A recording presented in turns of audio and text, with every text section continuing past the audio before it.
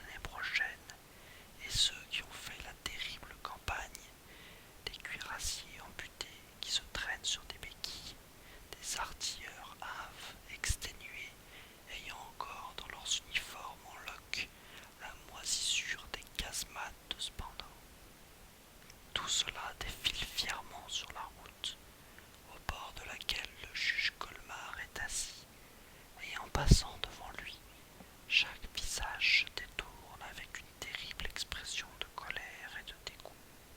Oh, le malheureux Dollinger! Il voudrait se cacher, s'enfuir, mais impossible. Son fauteuil est incrusté dans la montagne, son rond de cuir dans son fauteuil, et lui dans son rond de cuir. Alors il comprend qu'il est là, comme au pilori, et qu'on a mis le pilori aussi haut pour que sa honte se vide de plus loin.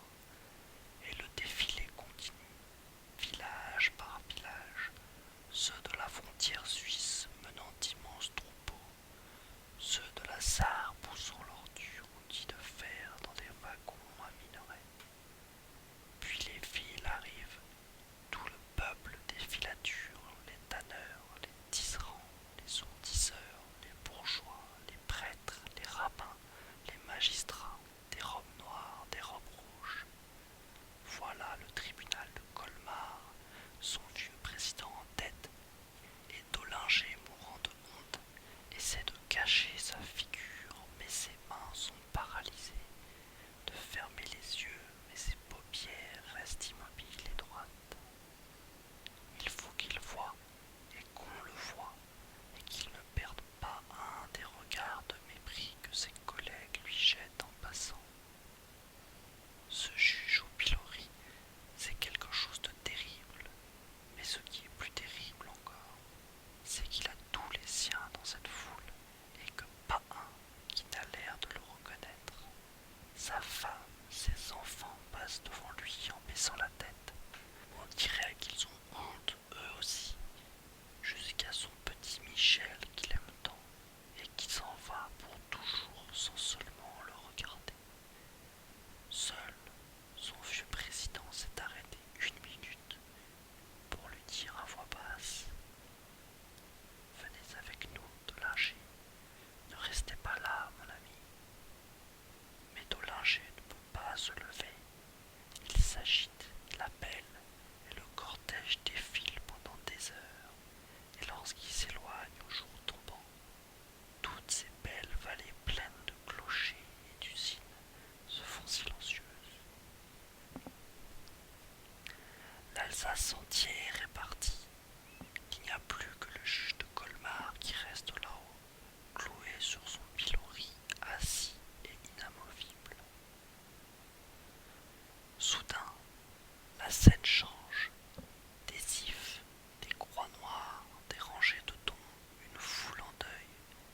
C'est le cimetière de Colmar, un jour de grand enterrement. Toutes les cloches de la ville sont en branle. Le conseiller Dollinger vient de mourir. Ce que l'honneur n'avait pas pu faire, la mort s'en est chargée. Elle a dévissé de son rond de cuir le magistrat inamovible et couché tout de son long, l'homme qui s'entêtait à rester assis. Rêver qu'on est mort et se pleurer soi-même, il n'y a pas de sensation plus horrible. Le cœur navré, Dollinger assiste à ses propres funérailles, et ce qui le désespère encore plus que sa mort, c'est que, dans cette foule immense qui se presse autour de lui, il n'a pas un ami, pas un parent, personne de Colmar, rien que des Prussiens. Ce sont des soldats prussiens qui ont fourni l'escorte, des magistrats prussiens qui mènent le deuil, et les discours qu'on prononce sur sa tombe sont des discours prussiens, et la terre qu'on lui jette dessus, et qu'il trouve si froide, est de la terre prussienne, hélas. Tout à coup, la foule s'écarte,